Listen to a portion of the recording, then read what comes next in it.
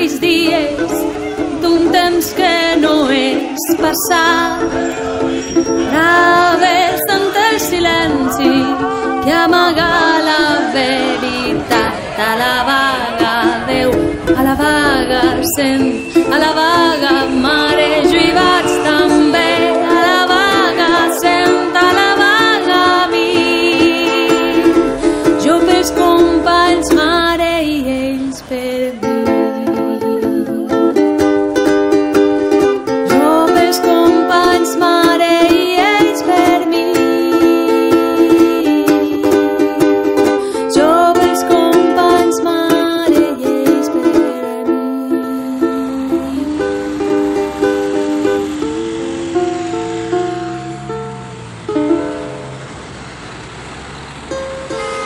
Aquí puedes ver cómo está la situación. Ahora mismo hay mucha gente que está yendo a trabajar. Bien, es comprensible cuando uno tiene situaciones duras, pero quizá no sea comprensible que tanta gente esté yendo a trabajar ahora mismo. Las personas que están ahí intentando que esto se visualice y sea una manera de que se vea que estamos en la calle defendiendo el derecho de todos, están defendiendo también el derecho de las personas que se sienten molestas ahora mismo porque no pueden pasar durante un tiempo. Es un derecho, como sabemos todos, y es un derecho que no ha regalado nadie. Nadie nos ha dicho desde ninguna instancia, por muy alta que sea, vais a tener ahora un derecho, yo magnánimamente os lo voy a dar y vais a poder dejar de trabajar un día. No, aquí estás no vendiendo tu fuerza de trabajo, simplemente estás diciendo, ¿qué tengo yo? Yo tengo mi trabajo y hoy no lo voy a vender a nadie, y que se vea qué pasa cuando no vendo mi trabajo. Y cuando los que estamos aquí no vendemos nuestro trabajo, lo que pasa es que el país se para. Lo que estamos haciendo es usar un derecho que se ha ganado con muchas movilizaciones, con muchas huelgas, con muchos detenidos y con algún muerto, mucho sufrimiento, usarlo precisamente para que la gente que viene detrás de nosotros no lo tenga que usar. Es así de sencillo. O sea, yo prefiero sacrificarme hoy para que no se sacrifique mi hija pequeña dentro de 20 años. Jo crec que, en certa manera, avui hem vingut preparats a impedir-nos fer la nostra tasca. La tasca d'un piquet informatiu és molt important en una vaga i en aquests moments estan aconseguint reduir la nostra capacitat d'informar a la ciutadania del que volem i que poden secundar la vaga. Ahora me voy, ahora cuando quiera. No, pues si quieres, acordamos un sitio. No se trata de... La cuestión es que no tenemos que estar enfrentados. Exactamente, no se trata de discutir, no se trata de discutir. Un minuto Hagan una cuerda, y todos quedáis fieles y que está bien. Sí, més que demanar-me la identificació, el que han fet és demanar-me que no farà fotografies i jo diria que amenaçar-me en que si feia més fotografies i pujaven a la xarxa m'anaven a portar al jutge. M'han demanat acreditació de premsa, jo els he dit que sóc un delegat de Comissions Obreres que treballa en l'àrea de comunicació. Han insistit en l'acreditació, però jo penso que està al dret de la informació des d'un sindicat del que està passant en un piquet.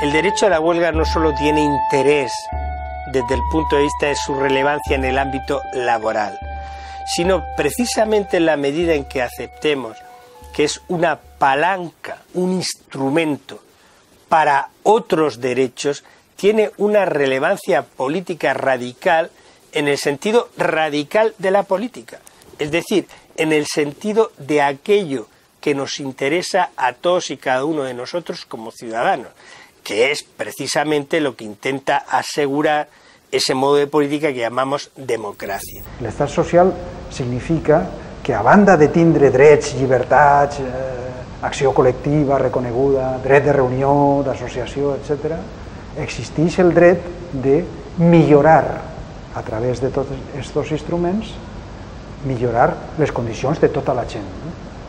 I participar en això. I aquest és l'objectiu de l'estat social. Per tant, nosaltres se vinculem a aquest estat social i a aquesta demanda de l'estat social. Volem millorar i considerem que el sindicalisme i l'associació col·lectiva d'interessos fa avançar aquest estat social. El derecho a la huelga ha sido un instrumento a través del cual los sujetos de una organización política han reclamado su reconocimiento como ciudadanos, es decir, como titulares de la soberanía. La reivindicación del reconocimiento de derechos como ciudadanos de colectivos que no lo estaban. La manera en que los ciudadanos han podido mostrar frente a quien administra creyendo que es el dueño del poder, administra el poder, no en términos de administrador, sino de dueño, es el mensaje a través del cual se le dice: tú eres administrador del poder del que yo soy titular. Y la prueba de la titularidad, la prueba de mi fuerza, está en este ejercicio del derecho a la huelga.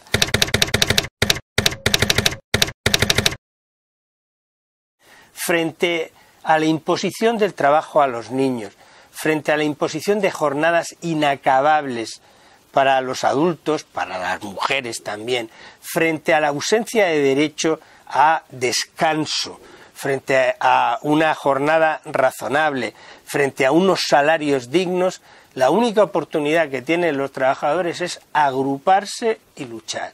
Y uno de esos instrumentos de lucha es el de la presión de hacer valer su trabajo por el experimento de qué pasa si no trabajamos. Y ese es el origen, y yo creo que la justificación del derecho a la huelga. Porque fíjate, la huelga en el fondo es utilizar, en el fondo, la única arma que tú tienes, claro, porque estás utilizando el trabajo. Este señor que te ha contratado, ¿por qué te busca este señor empresario? Te busca por el trabajo. Por lo tanto, si tú le niegas el trabajo, en cierto sentido, estás utilizando un arma, el arma contra él, la que más daño en teoría le puede hacer. Claro, tú me dirás, él puede encontrar trabajo en otros sitios, pero no es tan fácil a veces encontrar trabajo especializado, no es tan fácil tirar a todo el mundo y volver a contratar a todo el mundo. Hay muchos mecanismos que tiene la patronal para hacer eso, pero a mí me parece que la huelga no se puede renunciar. Habría que ser más cautos, más precavidos, más tal, pero no se puede renunciar a la huelga porque es el único instrumento, el único no, el instrumento más poderoso que tiene digamos, el mundo obrero.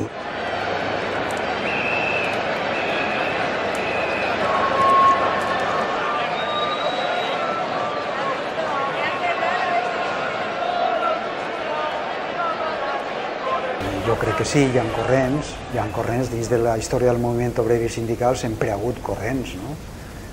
Hi ha corrents que han defensat el conflicte com a expressió no a soles com un instrument per aconseguir determinades coses col·lectivament, sinó també com a expressió d'un món nou que comença, no? D'unes relacions noves que comencen, no? Hombre, el sindicato revolucionario no sería la expresión de un fracaso, sería un instrumento de lucha, La huelga en el sindicato revolucionario, bueno, la tesis aquella de Sorel, ¿no? Del mito de la huelga general, que es un mito movilizador. ¿Cómo podemos conseguir que esto cambie? Pues de alguna forma y anarquista un poco simple. Si todos nos paramos, acaba el mundo, claro. Entonces, si todos los trabajadores nos paramos. Entonces yo creo que el sindicalismo revolucionario es un instrumento de lucha más que la expresión de un poder. No digo que esté mal tampoco, es un instrumento de lucha.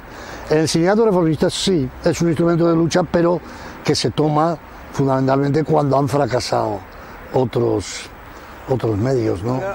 Todos los fracasos están en el entorno de esas acciones de huelgas indefinidas que no han sabido ese paso atrás para coger impulso y marcar otra dirección.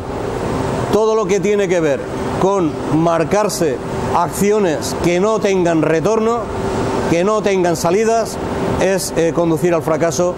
Quedará muy bien como sindicalista, quedará muy bien alguno también por ahí, de que hemos convocado una huelga indefinida. Porque una huelga indefinida es no tener salida. Si el otro te aguanta el pulso, acaba perfectamente contigo. Para mí una huelga indefinida tendría razón de ser en el cierre radical de una empresa por parte del empresario, ¿vale? Y a partir de ese momento tomar el centro de trabajo, encerrarse y a ver quién revienta, ¿vale? porque yo ya he reventado, yo ya lo he perdido todo. Aquel es el que no ha perdido, el que ha puesto el candado en la puerta.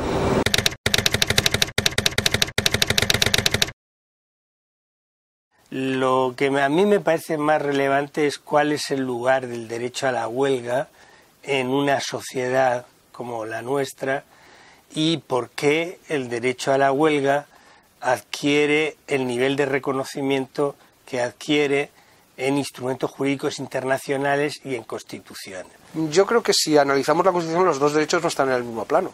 El derecho a huelga es un derecho fundamental, el derecho al trabajo es un derecho de los ciudadanos, por lo tanto situado como derecho constitucional, pero en un rango, digamos, menos fundamental. Por lo tanto, el derecho a huelga es prevalente y, sobre todo, si tenemos en cuenta que el derecho de huelga se vincula con la igualdad social, con el Estado social de derecho. Claro, es un medio de igualación. Por tanto, debería estar más protegido el derecho de huelga que el derecho al trabajo. Y bien, pues en esos términos, es decir, ¿qué bien protege el derecho a la huelga? ¿Qué daño trata de evitar el derecho a la huelga? Yo creo que la respuesta muestra la relevancia del derecho en cuestión. Porque ¿qué bien protege? El bien que protege el derecho a la huelga es la igualdad.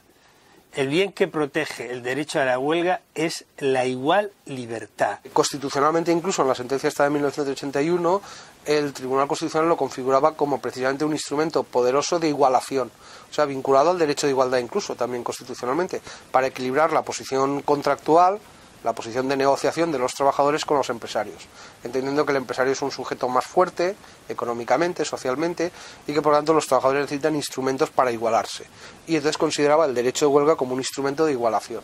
Por lo tanto es un derecho instrumental, se trata de presionar, hacer daño, jurídicamente reconocido, con límites, pero hacer daño, precisamente para conseguir que la posición de contratación de los trabajadores se iguale con la del empresario. Entonces es un derecho instrumental. El origen del derecho a la huelga se basa en la necesidad de evitar un daño que es el daño de la profunda desigualdad que deja sin capacidad de libertad a quien lo sufre. El concepte de vaga com a instrument d'una acció i d'una estratègia reivindicativa no ha canviat, però sí els àmbits i els moments donen una tonalitat diferent. No és el mateix una vaga en una empresa que la vaga en una negociació col·lectiva del conveni en un sector que una vaga general que té un contingut clarament ciutadà y de reivindicación pública, ¿no? La huelga es un instrumento que sirve como ningún otro a la estrategia de la negociación, porque cuando tú la contemplas es que tienes capacidad, lo que tienes detrás te respalda para poderla llevar hacia adelante. Aquí la huelga es un instrumento al servicio de la estrategia de los trabajadores y cuanto mejor sea esa estrategia, menos necesidad habrá de llegar al cumplimiento de la huelga. Pero en todo caso, si se llega, se llegará por algo tangible, por algo que puede dar la oportunidad de continuar en tu puesto de trabajo manteniendo tus condiciones de trabajo. Porque también existe la continuidad del puesto de trabajo, pero con una pérdida sensible o importante de las condiciones de trabajo. Després han tingut alguna vaga que no s'ha arribat a fer. Simplement per convocar-la ha sigut suficient per a que els empresaris baixaren el to i arribarem a acords sense arribar inclús a l'ESMAC. De hecho, muchas huelgas han conseguido cambiar muchas cosas. Y, por ejemplo, hay un dato que muchas veces se olvida, porque todos nos vemos de las huelgas grandes, las generales y tal, pero huelgas hay muchas, o convocatorias de huelga. En los trámites estos de mediación, que yo comentaba que son obligatorios, el porcentaje de solución de los conflictos es casi de un 40%. Claro, eso se consigue porque hay convocatoria de huelga. Seguramente si no hubiese habido convocatoria de huelga no se hubiesen solventado. Por lo tanto, casi un 40% de situaciones de conflicto o más, en algunos sistemas más, se solventan gracias al simple anuncio de la medida de presión. Por lo tanto, yo creo que las huelgas tienen su eficacia.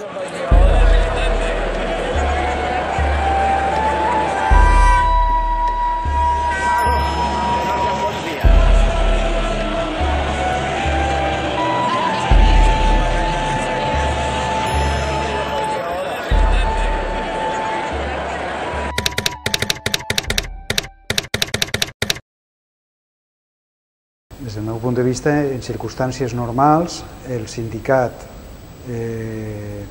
reivindica per a negociar. I quan negocia no està fent un joc de saló, no està jugant a la canasta, sinó que allí s'està expressant el conflicte laboral. No? És a dir, en la negociació es presenta el conflicte capital-treball d'una altra manera, però allí està el conflicte i cada un defensa les seues posicions. No?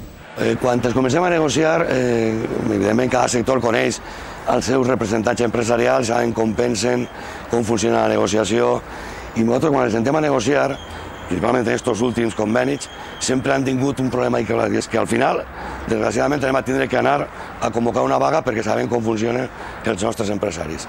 I per a nosaltres la vaga és l'última ferramenta que tenim per a defendre els nostres interessos. Nosaltres sempre negociem i més negociar i més negociar i més negociar, i si convoquem la vaga és l'evidència d'un fracàs. Per a nosaltres és l'evidència d'un fracàs, que no han sigut capaços de, mitjançant els arguments, convèncer el que tenim d'enfront per aconseguir allò que nosaltres volíem. ¿Cuándo se llega a una situación irreversible? Bueno, pues cuando las partes han entendido que se han agotado esas posibilidades y ya una de las partes precisamente entiende que el instrumento de la huelga va a servir para ablandar a la otra parte, como así se ha producido. ¿Y la otra parte se ablanda? Y la otra parte se ablanda en algunas ocasiones, en muchas ocasiones y en otras no. Sí, que les vagues és molt important el moment de la convocatòria. Les vagues no poden ser un anunci en la premsa de dir, bueno, tal dia farem una vaga. Perquè un anunci en la premsa, primer, se tracta com se tracta, se llig qui la llig i tampoc vincula, no? Per allò de les raons ètiques, la dignitat, etc. ¿no? Hi ha que treballar l'aspecte col·lectiu. No obedecer al entorno. Y el entorno en una situación así pregunta, ¿y ahora qué hace el movimiento obrero? ¿Por qué no convoca una huelga? El entorno no piensa. Quien tiene que pensar es el movimiento obrero. Y el entorno no piensa que es precisamente lo que quieren que hagamos. Lo que quieren que hagamos, como se escribe ahí en el arte de la guerra, ¿vale? Que es provocar al otro a que te ataque cuando no está preparado para hacerlo. La mejor forma de derrotarlo, de propiciar esa derrota, es que el otro se anticipe, el otro no planifique y se lance a un ataque que está de todas condenado. Las últimas huelgas han sido respuestas a provocaciones y el movimiento obrero ha accedido por la presión del entorno. Era preferible y es preferible que se analice en qué momento nos encontramos, con qué fuerzas disponemos, qué es lo que hay en la sociedad en ese momento y emplacemos la acción para cuando toque emplazarla. Entonces sí que a mí me parece que hay una reflexión, los sindicatos por ser más cautos, por informar mejor al personal, por no embarcarles en huelgas que por lo único pueden ocasionar despidos, pero también hay un mantenimiento de que la huelga sigue siendo un instrumento. Claro, si no tienes la huelga, ¿qué tienes?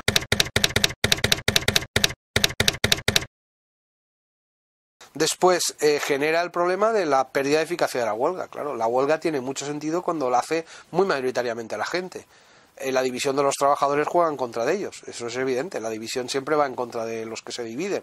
Por tanto, para los que están haciendo huelga, ver que otras personas no secundan la huelga, aunque sea por motivos muy respetables. Por ejemplo, ha habido muchas huelgas que la gente dice, yo es que no puedo perder más salario. Quan hi ha una convocatòria treballada, manifestada, participada, el compromís de les resolucions assembleàries, etc., d'alguna manera han de vincular a la gent que d'alguna manera se va beneficiar del resultat de la vaga.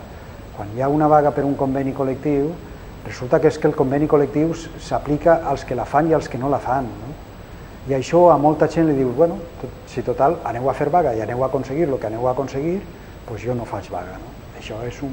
Això planteja un problema ètic, no? Un problema ètic de dir que tu has de ser solidari en aquells que estan defensant allò que és per a tu també. Crec que haurien de fer-se una reflexió ètica, una reflexió sobre el sentit que té la vaga i com la nostra decisió individual de no participar en una vaga també està perjudicant a les nostres companyes i companys que estan lluitant pels seus drets i pels nostres drets. És una postura no únicament individualista, sinó des del meu punt de vista oportunista, no? És una postura que crec que intenta aprofitar-se d'un moviment col·lectiu.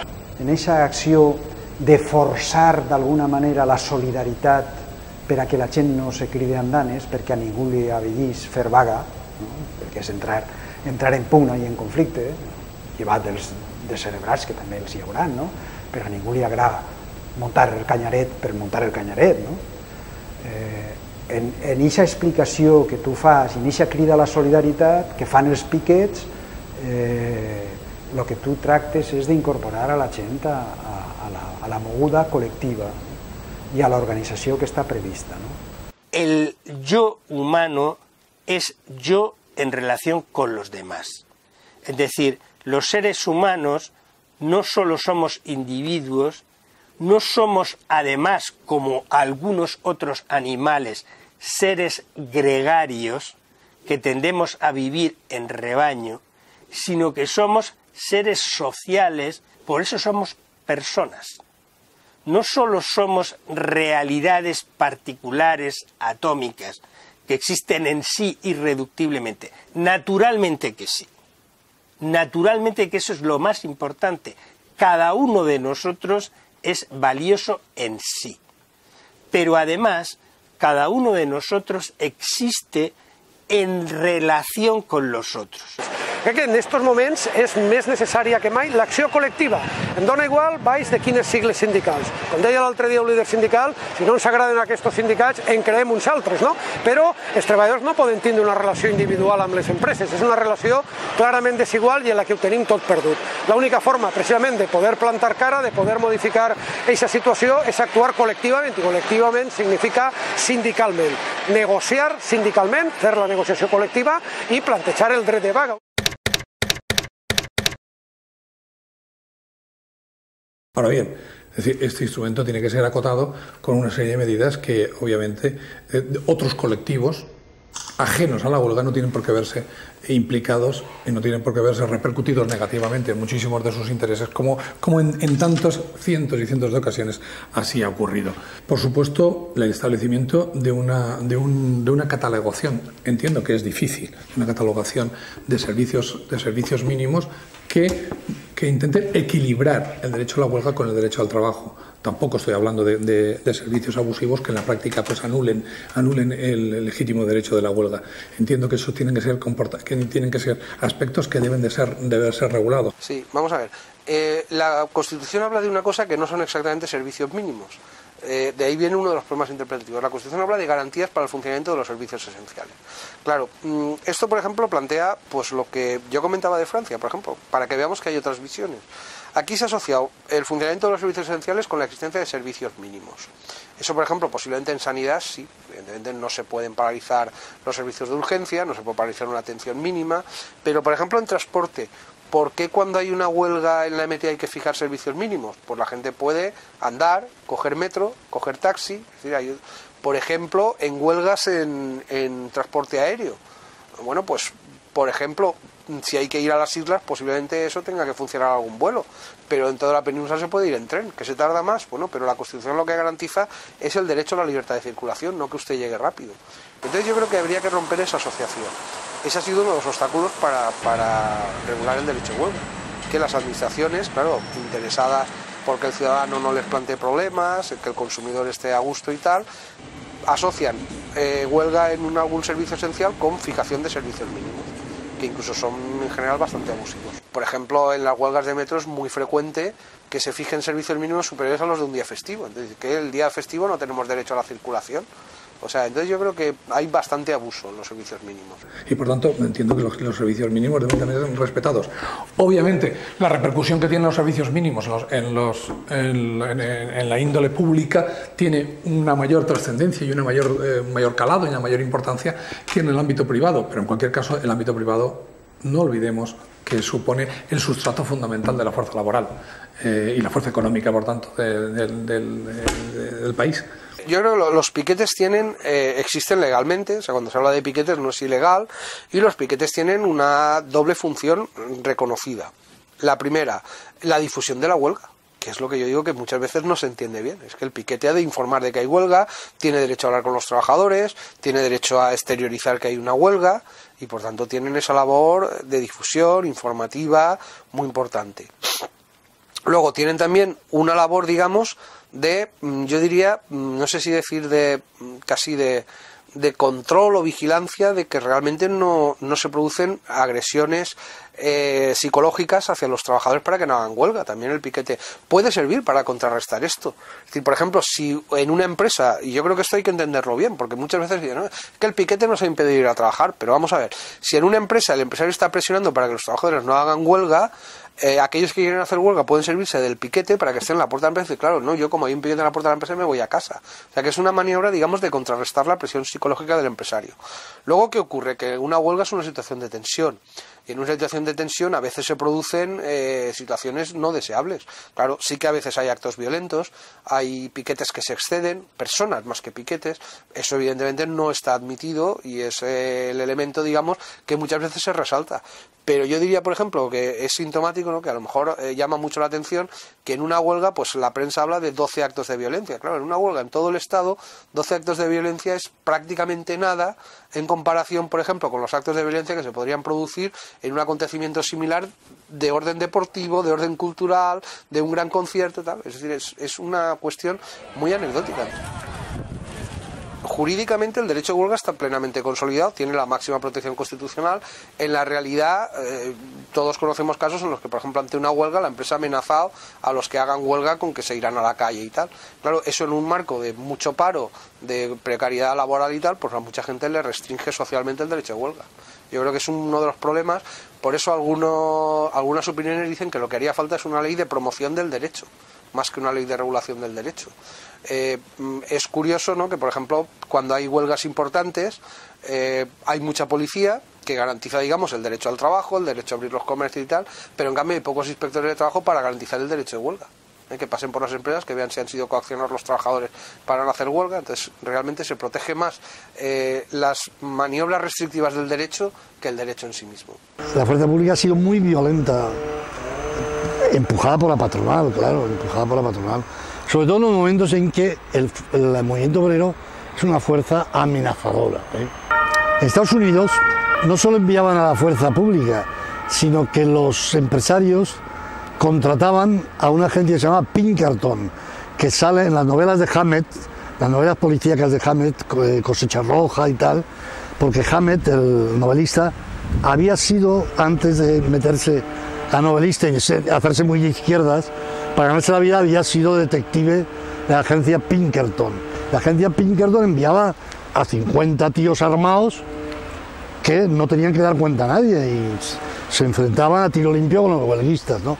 La General Motors llama a Roosevelt y al ministro de Trabajo, era una mujer, por cierto, la primera ministra mujer que hubo fue la época de Roosevelt, fue ministra de Trabajo, secretaria de Trabajo. Le llaman diciendo que envíe a la fuerza pública. Y entonces, cuando estaba en Michigan, que era muy rooseveltiano, le llama a Roosevelt, ¿qué hacemos? Y luego le dice, ni hablar de fuerza pública. Y se niega a intervenir a fuerza pública. Con lo cual, cuando envían a los Pinkerton, que son muy pocos, bueno, por mucho que fueran, son 50, todos los demás se han metido dentro de la factoría, me a tirar tornillos, me a tirar todo lo que encontraron en la factoría, los Pinkerton se van. Es una huelga muy significativa porque por primera vez el gobierno dice, oiga, ese es su problema, no es mi problema. Pero la fuerza pública intervenía mucho.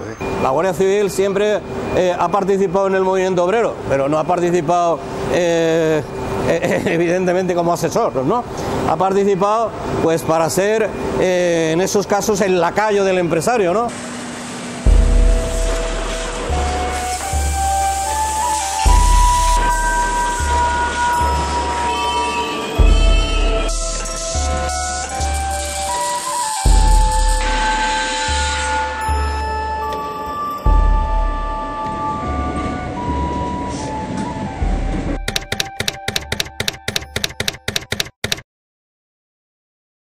Jo crec que entrar en una guerra de xifres, de dir tal percentatge o tal altre,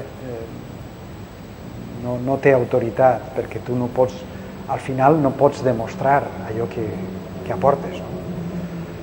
Tu pots fer consideracions, bueno, és la meva opinió, tu pots fer consideracions més generals, dir, bueno, considerem que s'ha vist en la ciutat una certa resposta probablement en la ciutat no se pot calibrar el mateix que en els polígons. Como cada fuente establece un muestreo concreto, las cifras son absolutamente dispares y a las pruebas nos remitimos, ¿no? Cada vez que se hace una determinación sobre el número de participantes y demás, pues es decir, las coincidencias son ninguna.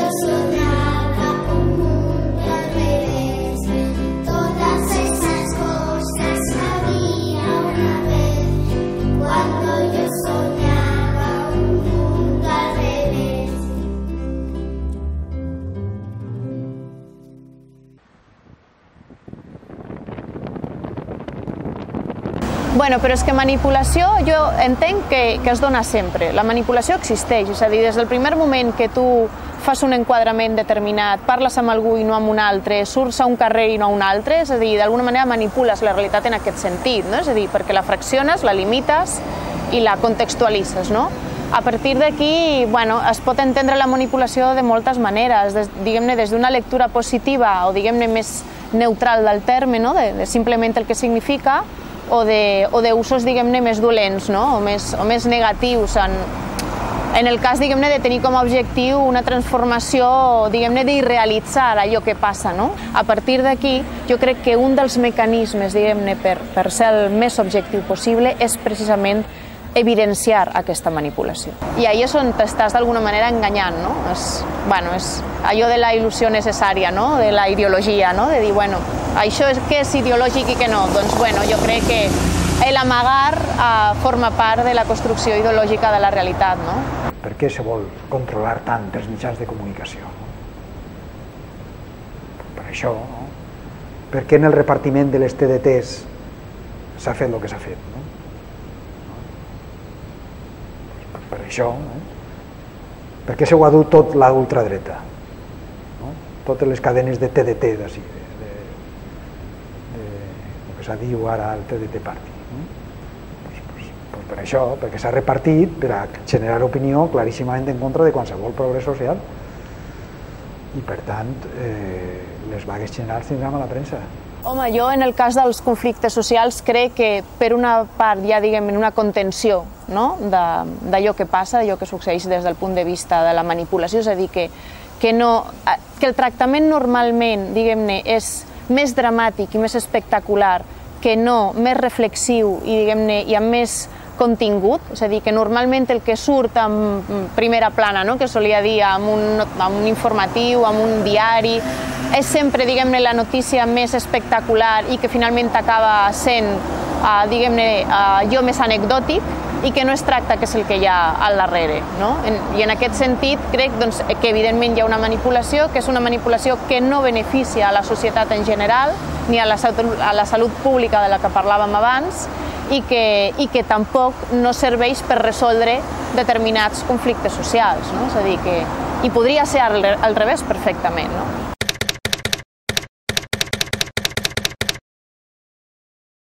La política es una actividad del ser humano como ser social que consiste en negociar y establecer los criterios para la organización de los fines de ese ser en común que somos, que es nuestra manera de ser. El problema està en que abans se dia tot és política, no? I diem, no, tot és política, no? I ara el que passa és que molta gent ja volguérem que fora mínimament política. Per què? Perquè la política és una forma de gestió i la contesa política, no, en les eleccions no s'ajusta als principis que cada un té, sinó bàsicament què pots explicar a la gent i què pots atraure per a que al final en el mercat del vot te'ls endugues, no? És la política del consum, no? De la clientela política, no és la de la ciutadania i de que jo tinc uns valors i tinc uns principis i pense que la vida política ha d'anar per així. La regulación legal de la huelga anterior a la Constitución prohibía las huelgas políticas, pero eso el Tribunal Constitucional lo interpretó entendiendo que huelga política es la que va dirigida directamente a derribar un gobierno. Claro, eso se hace con los votos en un sistema democrático. Otra cosa es que las presiones sirvan para eso, claro, el derecho de manifestación, la crítica, la huelga, puede colaborar todo eso, pero usted no puede hacer una huelga para que caiga un gobierno. Eso sería, digamos, inconstitucional. Pero no es huelga política y no está prohibida y no se considera inconstitucional la huelga de protesta, de reacción contra medidas concretas de un gobierno, para que las cambie, las altere, es decir, la petición, la defensa, digamos, de los intereses de los trabajadores. Claro, si uno piensa en los trabajadores y el papel que asumen los sindicatos, ¿qué interesa a los trabajadores? Todo, desde el funcionamiento de la sanidad, el funcionamiento de la educación, el problema de la carestía de la vida, el problema de las medidas de austeridad, es que en el fondo prácticamente todo. Entonces, en España, con la interpretación constitucional, casi cualquier huelga, yo diría todas las huelgas de contenido político, pero no para derribar un gobierno, sinó contra medidas del gobierno, són admissibles. Després han tingut vagues generals. Les vagues generals en el sector han sigut, evidentment, seguides per tots els treballadors del sector, perquè una vaga que no són vagues polítiques, que són vagues que la política ha obligat a convocar-la perquè ha atentat contra els treballadors i, per tant, no són vagues polítiques, són vagues de defensa dels interessos que aquestes lleis, aquestes reformes que han fet tots els governs han anat a carregar-se de els treballadors. Per tant, no diguen que són vagues polítiques, són vagues en defensa de derechos. Por tanto, la huelga general tiene que tener su amparo, tiene que tener su reconocimiento, pero desde luego no puede ser un instrumento que se use ni de manera frívola. Creo que en alguna ocasión se ha utilizado como ariete político contra determinados gobiernos, y esto ha sido una cuestión evidente. No lo digo por la última, sino lo digo en toda desgraciadamente desde hace muchos años llevamos una serie de huelgas generales o una utilización de ese instrumento que antes no se utilizaba de esta manera. No obstante, tampoco quiero decir ni exagerar ni irme más allá de donde debemos.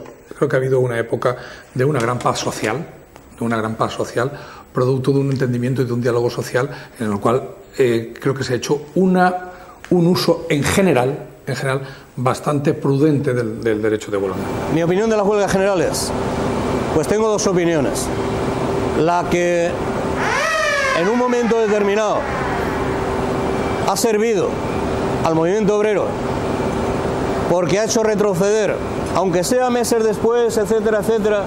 Y luego está la huelga como respuesta improvisada, revanchista, que a todas luces tiene poco encaje en ese momento porque la sociedad no la va a respaldar. Si en este momento no estoy en condiciones, generaré las condiciones, buscaré el momento más débil tuyo y entonces te la lanzaré. Es decir, yo creo que la huelga general que dará resultado en este país será aquella que, previo a la convocatoria de unas elecciones generales, un mes o un mes y medio antes, empiece a calentar motores y termine movilizando a la sociedad, concienciando a la sociedad del valor que tiene su voto y llevando a parar a los trabajadores para que expresen con eso que lo que quieren es otra cosa. Esa huelga sí que servirá.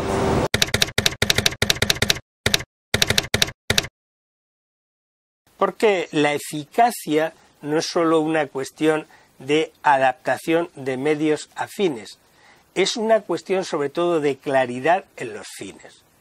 Y ahí es donde la mentalidad tecnoinstrumental que hoy impera muestra, me parece, su déficit más importante, porque no nos explica por qué un fin es más importante que otro. Y yo creo que buena parte de la crisis que padecemos radica precisamente en esto, en que nos han impuesto como fines prioritarios unos fines que no hemos discutido y a partir de ahí nos colocan la racionalidad de los medios más adecuados para la consecución de esos fines. Como quiera que el fin es el déficit, el mantenimiento de una tasa de déficit, como quiera que el fin es el beneficio de mercado para quienes gobiernan el mercado, entonces las medidas son las aptas para producir eficazmente esos resultados. Fíjate que incluso las huelgas, aunque parecen que no son eficaces, hacen daño, ¿eh? ¿Por qué ataca tanto la patronal a las huelgas? La huelga general, por ejemplo, la última huelga que hubo, ¿no? Se ha perdido no sé cuánto dinero, pero oiga, si hacen San José fiesta, se pierde lo mismo. Y no veo yo que la patronal se queje contra San José porque han hecho fiesta, ¿eh? Entonces, a mí me parece que, a pesar de que no se pierde tanto en las huelgas, sin embargo, hay un ataque muy virulento contra la huelga por parte de la patronal y del gobierno, lo cual es señal de que, aunque no se consigan grandes cosas, hace daño la huelga, hace daño a quien tiene que hacer, a la patronal y al gobierno. Nosaltres sempre diem que la vaga paga sempre, la mobilització de la gent paga sempre, no? Sempre i quan estiga ben organitzada, ben treballada, ben participada, ben debatuda, siga realment unitària, en fi.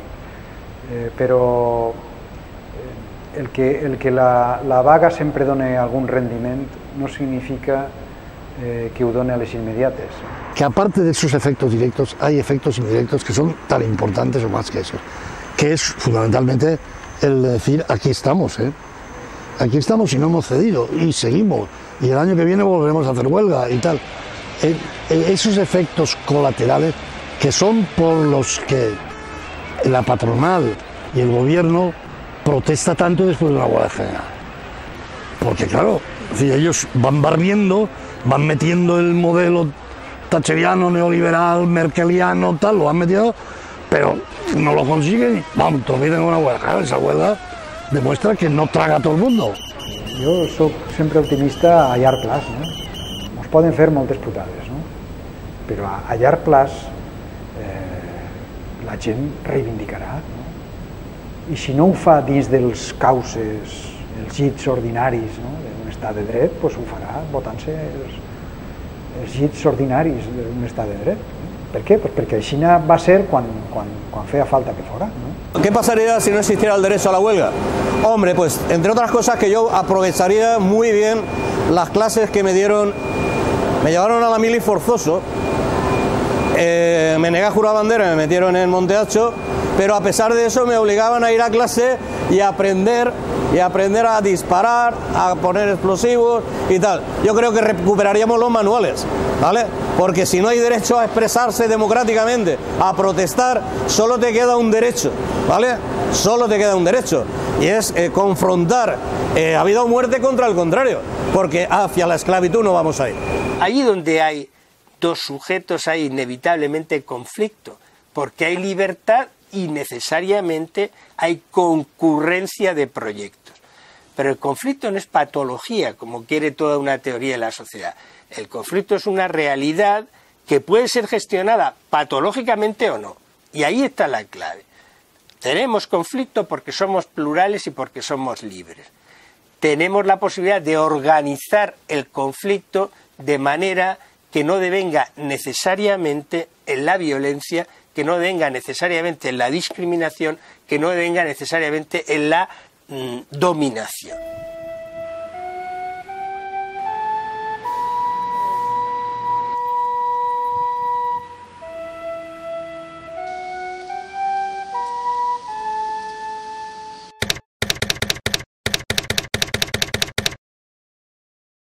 El missatge és molt senzill. Nosaltres hem de ser conscients de que estem davant d'una generació que tindrà menys drets que la generació anterior. Nosaltres tinguérem pocs drets, però saberem guanyar més drets que la generació anterior. Jo crec que estem davant d'una generació que de forma natural tindrà menys drets reconeguts socials que nosaltres, els que estem deixant i estem jubilant-se. Si no hay una implicación de los jóvenes en la lucha por los derechos decaerán. La única posibilidad que tenemos de una sociedad decente, de una sociedad buena, aceptable para todos y cada uno de nosotros, en el que el daño se reduzca lo más posible, es que precisamente aquellos que tienen el proyecto de futuro de esa sociedad luchen por esos derechos. Naturalmente eso, aunque pueda parecer una paradoja, és més important ahí donde ese futuro se niega. Lo segon que hi ha que dir és fàcilment no tindran la consciència d'haver perdut drets, perquè fins i tot no han arribat a tindre drets. I és molt difícil lluitar quan no tens ese sentit de pèrdua. Todo eso es fruto de una lucha de compromiso por los derechos de todos que son mis derechos. Y esa lucha de compromiso, que es la lucha por el futuro, es una lucha en la que si los jóvenes no se enganchan, nos lleva a un futuro sin solución.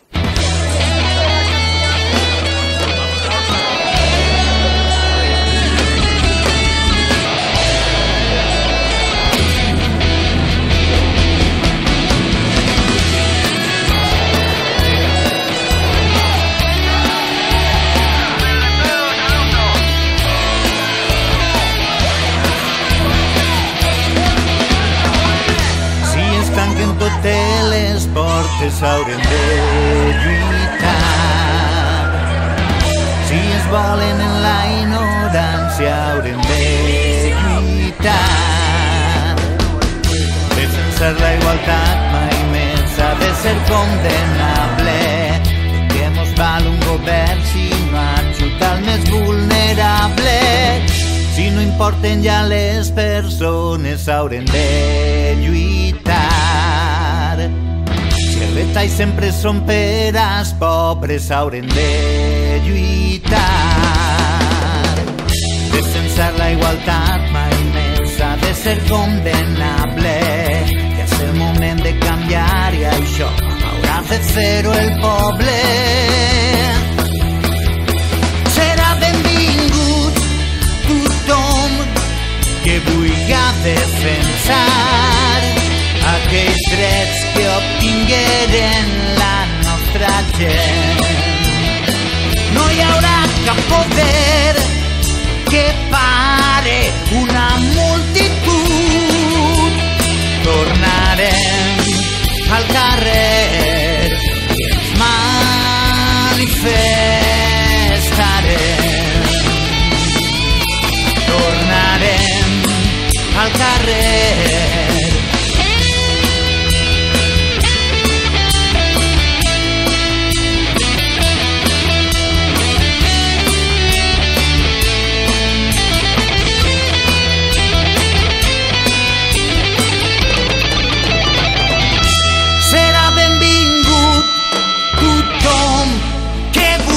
Defensar